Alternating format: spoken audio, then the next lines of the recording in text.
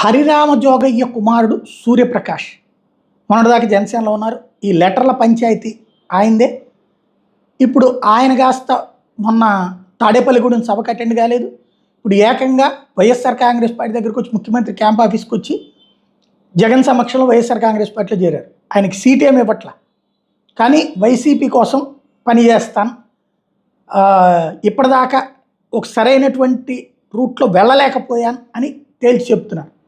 తద్వారా ఇప్పుడు తెలుగుదేశం జనసేన ఇక హరిరామ జోగయ్యని టార్గెట్ చేసి, నేను చాలా రోజుల నుంచి చెప్తున్నాను కదా, జోగయ్యకి మూడతది రేపు పొద్దున ఇక ట్రోల్ చేస్తారు అతను అనేది. ఇప్పుడు జోగయ్యకి టార్గెట్ బిగిన్ అయిపోయింది ఆల్రెడీ. ఒకప్పుడు చిరంజీవిని నాశనం చేశాడు, ఇప్పుడు పవన్ కళ్యాణ్ నాశనం చేయబోతే పవన్ కళ్యాణ్ జాగ్రత్తగా కంట్రోల్ చేసుకున్నాడు. కుల సంఘాలు జనసేనకి పీకేదేం లేదు, వాళ్ళ వల్ల వచ్చేదేమీ లేదు. హరిరామ జోగయ్య కొడుకు ఇట్లాగా వైఎస్ఆర్ కాంగ్రెస్ పార్టీ అంటే వైఎస్ఆర్ కాంగ్రెస్ పార్టీని జోగయ్య జాతి లెటర్లు రాయిపించింది. ఆ లెటర్ల ద్వారా తెలుగుదేశం పార్టీలోకి వెళ్ళనీయకుండా ఆపడానికి ప్రయత్నించింది. అయినా పవన్ కళ్యాణ్ ఒక నిశ్చితమైన అభిప్రాయంతో వెళ్ళారు. ఆయన్ని ఈ కుట్రల్ని ఛేదించారు అని చెప్పడం ప్రారంభించింది. రాబోయే రోజుల్లో ఇక హరిరామ జోగని గట్టిగా ట్రోల్ చేసిన ఆశ్చర్యపోనక్కర్లా.